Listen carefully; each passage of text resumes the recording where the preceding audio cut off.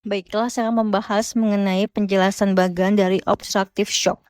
Di sini yaitu gambar ini menjelaskan obstructive shock atau shock obstruktif, yang di sini intinya ada sumbatan atau hambatan aliran darah di jantung paru. Darah tidak bisa maju menyebabkan cardiac output turun sehingga pasien shock. Contoh penyebabnya adalah pulmonary embolism atau PE, yaitu sama dengan emboli paru. Tension pneumothorax sama dengan pneumothorax tension, bisa juga tamponade jantung. Satu adalah masalah utama, yaitu pada shock obstruktif, jantung sebenarnya bisa saja masih kuat, tetapi aliran darah terhambat secara mekanik di sini.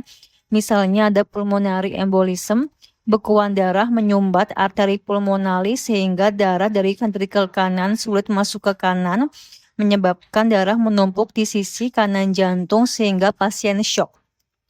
Nah, kenapa CVP naik? Yaitu CVP sama dengan central venous pressure. CVP menggambarkan tekanan darah di vena besar dan juga jantung kanan. Pada shock obstruktif, darah dari tubuh masuk ke jantung kanan sini sehingga tetapi aliran ke paru terhambat. Darah menumpuk di vena cava dan juga jantung kanan menyebabkan tekanan vena naik sehingga terjadi CVP naik. Tanda khasnya adalah JVP meningkat, vena leher menonjol, hipotensi. Mudah diingat yaitu obstruksi di depan jantung kanan menyebabkan darah macet di belakangnya sehingga CVP naik. 3. Kenapa PCWP turun? Yaitu di sini PCWP sama dengan pulmonary capillary wedge pressure. PCWP menggambarkan tekanan sisi kiri jantung, terutama atrium kiri. Pada shock obstruktif seperti PE, darah sulit melewati paru, darah yang sampai ke atrium kiri berkurang, preload ventricle kiri turun menyebabkan PCWP turun. Mudah diingat yaitu darah tidak sampai ke kiri menyebabkan PCWP turun. Kenapa cardiac output turun? Yaitu CO sama dengan cardiac output atau curah jantung. Karena darah yang masuk ke jantung kiri berkurang menyebabkan juga preload ventricle kiri turun sehingga ventricle kiri memompa darah lebih sedikit. Terjadi juga darah ke seluruh tubuh berkurang, cardiac output turun.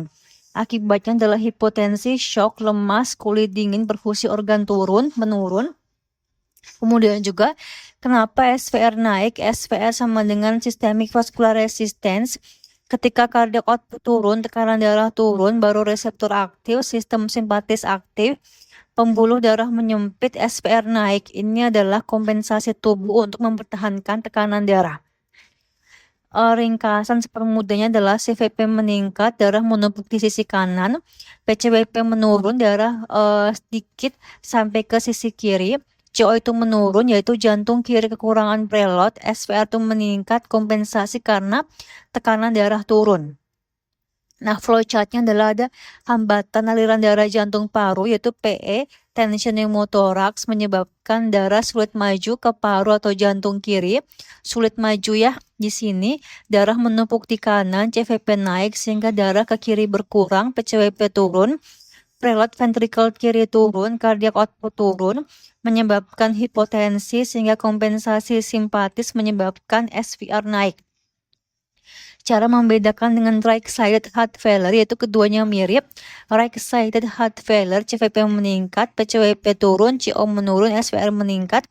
Obstructive shock, CVP meningkat, PCWP turun, CVP menurun, ini sama-sama ya seperti ini. Bedanya right-sided heart failure masalahnya di ventricle kanan lemah, obstructive shock yaitu masalahnya ada hambatan mekanik aliran darah. Mudah diingat yaitu kanan macet menyebabkan CVP naik, darah tidak sampai ke kiri, PCWP turun, darah keluar ke tubuh sedikit, CO turun, tubuh kompensasi sehingga SVR naik.